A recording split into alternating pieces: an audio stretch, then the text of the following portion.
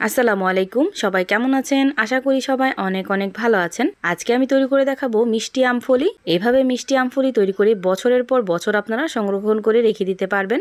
আর ছোট থেকে বড় সবাই কিন্তু এই আমফলিটা খুবই পছন্দ করবে। এখন কথা না বাড়িয়ে দেখে নেই আমি কিভাবে এই আমফলিটা তৈরি করলাম। এই আমফলিটা তৈরি করার জন্য প্রথমে এখানে আমি কিছুটা পরিমাণ আম নিয়ে নিছি।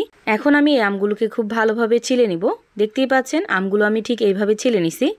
এখন আঠি ছাড়া এই আমগুলোকে আমি ঠিক এইভাবে কেটে নেব। আপনারা দেখলেই বুঝতে পারবেন আমি কিভাবে আমগুলো কেটে নিছি। আর আমটা কিন্তু একেবারে কাঁচা না, আধা পাকা আম। এখন এই আমের ভিতর দিয়ে দিব আমি পর্যাপ্ত পরিমাণ পানি। পানির সাথে দিয়ে দিব আমি হাফ চামচ পরিমাণ লবণ। লবণটা দিয়ে 1 ঘন্টার জন্য ভিজিয়ে রেখে দেব। এতে করে ভিতরে টক ভাবটা চলে যাবে। আর 1 ঘন্টা ভিজিয়ে রাখার পর খুব ভালোভাবে আমি পানি দিয়ে ধুয়ে নেব। এতে করে আমের ভিতরে লবণটাও খুব ভালোভাবে চলে যাবে। আমটাকে আমি 2 থেকে 3 বার খুব ভালোভাবে পানি পাল্টিয়ে ধুয়ে নিছি। এখন এই আমটাকে আমি একটা ফ্রাই প্যানে কিছুটা পরিমাণ লবণ দিয়ে পানি দিয়ে সেদ্ধ করে নেব। আর এই আমটাকে একেবারে বেশি সেদ্ধ করা যাবে না। যখনই অর্ধেকটা সেদ্ধ হয়ে যাবে তখন আমি আমগুলোকে ছেঁকে উঠিয়ে নিব। এভাবে পাকা আমের আমফলি তৈরি করা কিন্তু খুবই সহজ, আপনারা একবার বানালে বুঝতে পারবেন। দেখতেই পাচ্ছেন একটা বলক চলে আসছে। আর আমি এভাবে আরও 2 মিনিট পর্যন্ত রান্না করে নেব।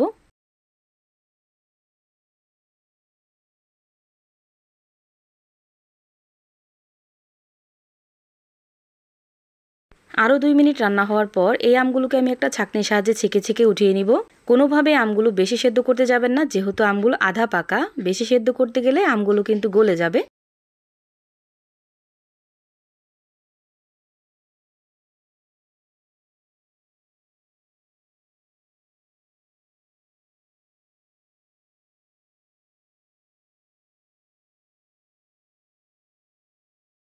সবগুলো আম এইভাবে আমি পানি ঝরিয়ে উঠিয়ে নিছি।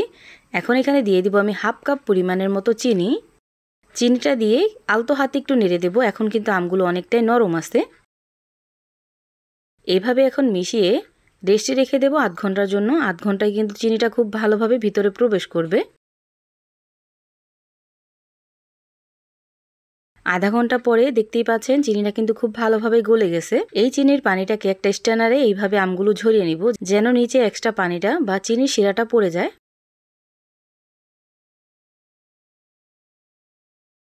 যখনই চিনি শিরাটা খুব ভালোভাবে পড়ে যাবে ওই পর্যায়ে এসে এই আমগুলোকে আমি ছড়ানো একটা পাত্রে রোদ্রে শুকাতে দিয়ে দিব। যতটা সম্ভব এই আমগুলোকে একটু পাতলা পাতলা করে মেলে দিবেন, এতে করে আমগুলো খুব ভালোভাবে শুকিয়ে যাবে। দেখতেই পাচ্ছেন ঠিক এইভাবে আমি আমগুলো মেলে দিছি।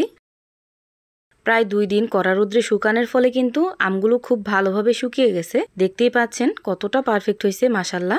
যদি রোদের ব্যবস্থা না থাকে ওই ক্ষেত্রে আপনার ফ্যানের বাতাসে রেখে দিলেও কিন্তু শুকিয়ে যাবে। আর ওই ক্ষেত্রে সময়টা একটু বেশি লাগবে, হয়তোবা 3 থেকে 4 দিনের মতো সময় লাগতে পারে। তৈরি হয়ে গেল আধা পাকা আমের মিষ্টি আমফলি।